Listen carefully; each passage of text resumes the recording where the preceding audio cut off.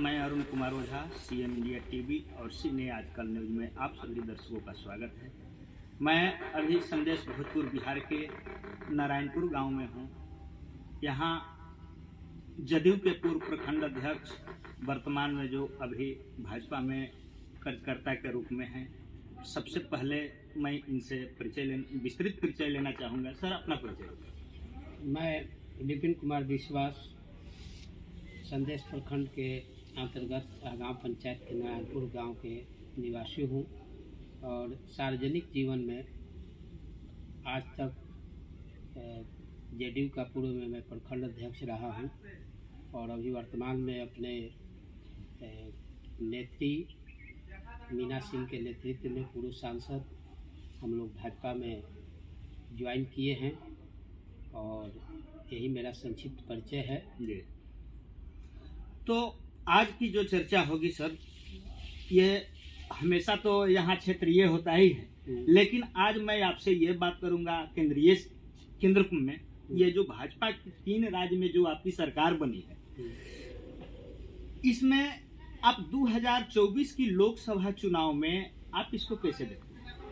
ये मैं पहले आपको इस चैनल के माध्यम से यहाँ आने के लिए आप लोगों को बहुत बहुत धन्यवाद देता हूँ कि आपने हमें याद किया और आपके चैनल के माध्यम से मैं ये बतलाना चाहता हूँ कि यह जनता का हमारे मोदी जी के प्रति आशीर्वाद है और यह आशीर्वाद रूपी विभिन्न चैनलों के माध्यम से जो दिखाया जा रहा है एग्जिट पोल, उसको मोदी जी के करिश्माई नेतृत्व ने उसको तोड़ते हुए आज पूर्ण बहुमत की हमें जो मेजॉरिटी दी है 3 राज्यों में, इसके लिए जनता को अपार में कहा। आप बिहार में कैसे देखते हैं इस चुनाव को? 2024 में जो आने वाली चुनाव है, इसको आप कैसे देखते हैं? मैं आपको बता दूं कि बिहार 24 का जो चुनाव है, कल ही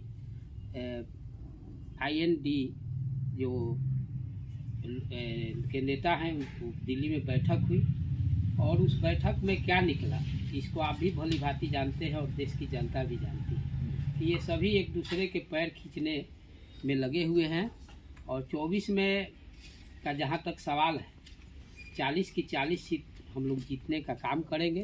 और 2024 के चुनाव को आप पूर्ण ये सारा का सारा 40 सीट लेने की बात करते हैं। इस चुनाव में आपका मुद्दा क्या रहेगा? मुद्दा बिहार में इस बात को आप भी जानते हैं, हम भी जानते हैं कि जो सुशासन बाबू कहलाते थे, गलत संगति के कारण पूर्णतः यह सरकार जो है कुशासन के रूप में बदल गई है और इसका खमियाजा जनता को भुगतना पड़ रहा है। आप आम आवाम से इस बात को का जिक्र करेंगे, हम तो सामाजिक व्यक्ति हैं और आप एक आम लोग से पूछ लीजिए कि जो सरकार के साथ ये जिन लोगों के साथ सरकार चला रहे हैं उनकी क्या स्थिति है और लोग इसको कैसे देखते हैं कि आप कहीं भी जाइए कोई आपको सुनने वाला नहीं है। आप इस बात को आप भी जानते हैं कि कोई सुनने वाला नहीं है। शासन प्रशासन ऐसे नहीं चलता है कि हमने एक जो आवेदन एक आम कार्यकर्ता है या आम लोग दिए तो उस पर जो सरकार की मिशनरी है उस पर पहल करनी चाहिए, उस पर कार्रवाई करनी चाहिए, उसको जांच होनी चाहिए, लेकिन ये सब नहीं होता है। ये पूरा ही सिस्टम जो है ध्वस्त हो चुका है बिहार में। आपसे ये जानकारी लेना चाहूँगा, 2025 में जो ये विधानसभा चुनाव आने वाला है, उस चुनाव में आप मुख्यमंत्री के रूप में किसको देखना चाहेंगे? मैं आपको बता दूं कि हमारे यहाँ एक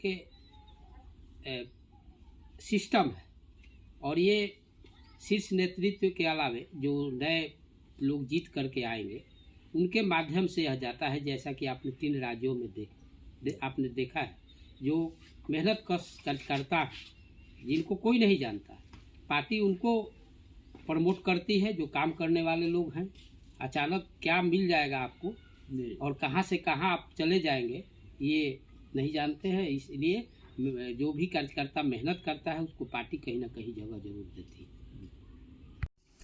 वर्तमान में अभी ये जो विधि व्यवस्था की जहाँ तक बात है, यहाँ विधि व्यवस्था कैसा चल रहा है, आप इसके संबंध पर टिप्पणी कीजिए। यहाँ जो विधि व्यवस्था है, आप भी इस मुख्य सड़क से आते जाते हैं, आप भी यहाँ देख रहे हैं क्या व्यवस्था है। आपको शासन प्रशासन कहीं दिखाई नहीं देगी, जिसका उदाहरण अभी 3-4 जो दुर्घटनाएं हुई हैं, यहाँ के जो स्थानीय शासन प्रशासन में लोग हैं वे पता नहीं क्या करते हैं। प्रशासन दिखाई देना चाहिए, लोगों को प्रशासन का भय होना चाहिए, तभी जाके शांति और अमन और की व्यवस्था जो है समाज में चलती है। कार्यालयों में जो चल रहे हैं सारे काम, उसमें भ्रष्टाचार की क्या स्थिति है सर, थोड़ा इस पर भी जानकारी दीजिए। भ्रष्टाचार तो चरम पर है बिहार में।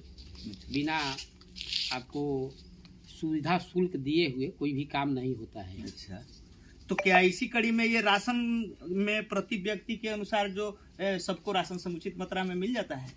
नहीं, इसमें भी कोताही बरती जाती है। मैं आपके चैनल के माध्यम से बता दूं कि एक सिस्टम है और उस सिस्टम के तहत जो उपभोक्ता है, आम उपभोक्ता है, उनको राशन कटौती करके दी जाती है, जिसका 5 केजी एक निर्धारित है एक व्यक्ति पर, लेकिन उसको आप वजन करके देख लीजिए कम ही मिलता है। ये बात आप भी जानते हैं, भली भांति हम भी जानते हैं। और जब तक ये इस पर कड़ाई नहीं होगा, जिस दिन वितरण हो रहा है ऊपर के अधिकारी आते जांच करते। हमें तो जहाँ तक जानकारी मिला है कि पोस्ट मशीन भी मिला हुआ है, लेकिन किसी भी ग्राहक को लाभुक को रसीद काट करके नहीं मिलता है, पैसा भी कुछ ज़्यादा लिया जाता है, वजन कम दिया जाता है। कहाँ तक सही? हाँ, सही बात है। ये पोस्ट मशीन मिली हुई है, सरकार के द्वारा एक कार्य प्रणाली के तहत इस कार्य को किया जा रहा है, लेकिन इसका भी तोड़ उन लोगों ने निकाल लिया कि कैसे उसमें हमको चोरी करना है। अच्छा। ये बात आप भी जानते हैं, ये पूछने का बात नहीं है और ये सारे लोग जानते हैं। और इसकी आवाज़ ज़्यादा कदा एमओ तक जाती है, जो मार्केटिंग अफसर बैठे हुए हैं, लेकिन यहाँ तो आते भी नहीं है। उनका एक यहाँ व्यक्ति है चेला चपाटी, वही देखता है। अच्छा। पूरा सिस्टम ही गड़बड़ है। हाँ। सरकार यहाँ मिशनरी बैठाती है और वो जो है उसका कोई ना कोई उपाय ढूंढ लेते हैं। आप यही संदेश प्रखंड है, जाके देख लीजिए कि कर्मचारी और कार्यालय में जब जैसे घर में बिल्ली अगर नहीं रहेगी तो चूहा को बन आता है, वही स्थिति है। एक भी कर्मचारी आपको कहीं टेबल पर दिखाई नहीं देंगे। प्रधानमंत्री जी के द्वारा जो यहाँ योजना चलाई जा रही है, क्या सारी योजना यहाँ धरातल पर चल रहा है या उसमें भी कहीं कुछ दिखाई दे रहा है भ्रष्टाचार जैसा? इस पर कुछ टिप्पणी कीजिए, या कौन कौन सा योजना चल रहा है, इसके विषय में विस्तार से। मैं आपको बता दूं कि सेंट्रल गवर्नमेंट के द्वारा आयुष्मान भारत, विश्वकर्मा योजना, मोदी जी की गारंटी के नाम से एक गाड़ी हर पंचायत में मूव कर रही है और वहाँ जिम्मेवारी दी गई है। उस क्षेत्र के अगर विधायक हैं या कुछ लोगों का टीम बनाया गया है कि लोगों को जा करके ज़्यादा से ज़्यादा लोगों को इसमें रजिस्ट्रेशन करना। जैसे मान लीजिए वह व्यक्ति इसका मापदंड रखता है और उसका आयुष्मान कार्ड नहीं बना है, तो रजिस्ट्रेशन की भी उस गाड़ी में व्यवस्था है और हमारे कार्यकर्ताओं को जिम्मेवारी मिली है। बूथ तक के लोग उसमें लगे हुए हैं और हमारे भी मतलब हर पंचायत में, प्रखंड में यह गाड़ियाँ जनवरी में चलेंगी और कुछ जगह काम ये हो भी रहा है कि रजिस्ट्रेशन लोगों को हो रहा है। जो आयुष्मान भारत है, विश्वकर्मा योजना है और भी योजनाएं हैं जो हमारे सेंट्रल गवर्नमेंट के द्वारा चलाई जा रही है कि जो लाभुक है, जो माने वास्तविक लाभुक है, उन तक छूट गए हैं तो उनको रजिस्ट्रेशन भी कराने का काम है और ये काम हो रहा है। इसमें थोड़ा सरकार की उदासीनता है, बिहार सरकार की, लेकिन सारी मिशनरियाँ उसमें लगी हुई है। पूरा एक टीम आ रहा है, बिहार सरकार का भी, सेंट्रल गवर्नमेंट का भी, और ऑन द स्पॉट इसका रजिस्ट्रेशन किया जा रहा है। वर्तमान परिस्थिति में सर, ये जो अभी संसद में जो लोकतंत्र का पवित्र मंदिर है, वहाँ उपराष्ट्रपति जी को ये कुछ लोगों के द्वारा, जैसे टीएमसी नेता, विपक्ष के जो हैं टीएमसी नेता कल्याण बनर्जी या राहुल गांधी ने जो ये वीडियोग्राफी की, मजाक बनाया, इसको आप कैसे देखते हैं? ये एक ओछी मानसिकता का परिचायक है, क्योंकि ये जो सांसद है जनता के पैसे से चलता है और उसमें अधिक से अधिक जो काम काज होगा वह जनता के हित में होगा। तो उपराष्ट्रपति ने शायद आग्रह किया, जो भी सांसद में घटना हुई तो उसकी जांच चल रही है, उच्च स्तरीय जांच चल रही है। आप भी उसके एक भाग हैं और उसमें आपको बुलाए उपराष्ट्रपति जी कि आप आकर के कक्ष में इसके बारे में विस्तृत चर्चा कर ली जाए और आप उससे भाग रहे हैं। तो कहीं ना कहीं आपका केवल राजनीति करना ही आपका विषय है, तो ये ठीक नहीं है। थोड़ा व्यक्ति को, जहां आप आज हैं 3 राज्यों से तो आपका सफाया हो गया और भी जो बचा हुआ है उसको भी आप डुबोना चाहते हैं। इसको लेकर के 141 सांसद को निलंबित भी किया गया है, कहाँ तक सही है? अच्छा, मैं बता दूं कि जो आप विद्यालय में पढ़ते हैं, हम भी पढ़े हैं, आप भी पढ़े हैं, तो आप अगर वैसी ओछी आचरण करिएगा तो आपको तो पनिशमेंट मिलेगी ही। आप जिस काम के लिए वहाँ गए, जनता की आवाज़ उठानी है, जनता के हित में फैसला लेना है और जो सरकार बखूबी उस कार्य को कर रही है, तो आप उसमें सहयोगी बन करके और इस बात को बाहर निकल करके बताइए कि हमने आप जनता के हित में यह काम किया। कि वहाँ क्लास में जा करके पहले लड़के क्या करते थे, कॉलेज में ढेला फेंक करके क्लास को सस्पेंड, जो नहीं पढ़ने वाले बच्चे। तो आपको तो मोदी जी के जो काम है उससे आप घबराए हुए हैं, आप उसको सफल ही नहीं होने देना चाहते हैं। तो ये कोई तरीका सही नहीं ना है। आप उस दिशा में ऐसा कार्य करिए कि जनता का आप भी दिल जीत सके। यह कार्य के लिए सांसद बना हुआ है। बार बार किसी मुद्दे को लेकर के विपक्ष सदन का वॉकआउट करते हैं, क्या कहना चाहेंगे आप? ये सही विषय नहीं है, ये सही बात नहीं है। आप सांसद जनता का एक प्रतिनिधि के रूप में आप गए हैं, तो वहाँ आपको जनता के हित की बात करनी चाहिए। जो मुद्दे हैं जिस पर सरकार जहाँ नहीं पहुँच पा रही है, तो वहाँ आप जाकर उस विषय को उठाने का वहाँ काम करिए। और कहीं जहाँ सरकार अच्छा कर रही है तो सहयोगी बन करके भी, और आप उसका जनता के बीच में आप ऐसा मैसेज दीजिए कि हम सरकार के सहयोगी भी बने। वर्तमान में जो जातीय जनगणना हुआ बिहार में, या उसको आप कैसे देखते हैं? जातीय जनगणना जो हुआ है वह मेरे समझ से तो गणना हुआ है, ठीक है, लेकिन आपकी पार्टी की क्या भूमिका रही?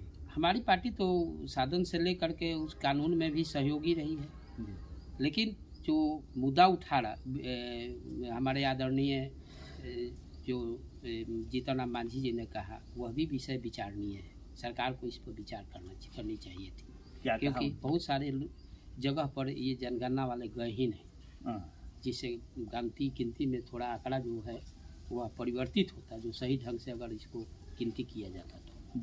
हाँ, यह एक विषय है, लेकिन सरकार जो है हर तरह का इसमें सहयोग की है। हम विपक्ष में रहते हुए भी हम लोग सरकार को सहयोग करके जो बिल आया उसमें भी सहयोग किए हैं।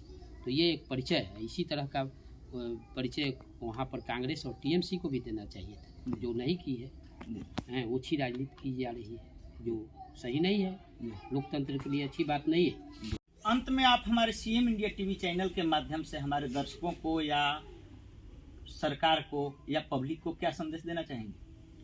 हम पहले तो आप यहाँ आए, इसके लिए आपको बधाई देना चाहेंगे। और ये साल का अब अंतिम समय दिसंबर बीत रहा है, और नए साल की भी अग्रिम बधाई आप लोगों को देना चाहेंगे, और यहाँ के जनता को भी, जो हमारे संदेश विधानसभा की जो जनता है उसको भी हम बधाई देना चाहेंगे आपके माध्यम से, कि जो इस वर्ष में जो हमसे गलतियाँ हुई, हम भगवान से ही विनती करेंगे कि अगले वर्ष में ये सारी चीज़ें न हो।